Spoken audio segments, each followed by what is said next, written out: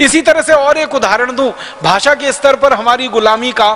कि अगर मान लीजिए मेरे ऊपर कोई अन्याय हुआ, आपके ऊपर कोई अन्याय हुआ, आप अदालत में जाना चाहते हैं, आप वकील करना चाहते हैं और अदालत में अपनी बात कहना चाहते हैं, तो आप अपनी बात को पहले असमिया में, बांग्ला में या किसी और मातृभाषा में वकील को समझाइए, फिर वकील उसी भाषा को भाषांतरित करके अंग्रेजी में जज को समझाएगा, फिर जज अंग्रेजी में उसी बात को वकील को समझाएगा, फिर वकील उसी बात को असमिया में या बांग्ला में भाषांतर करके आपको समझाएगा। क्या सत्यानाश कर रहे हैं पूरी व्यवस्था का, कितना समय खराब कर रहे हैं, कितनी शक्ति बर्बाद कर रहे हैं। अगर ये अंग्रेजी नहीं होती तो मैं मेरे अन्याय की कहानी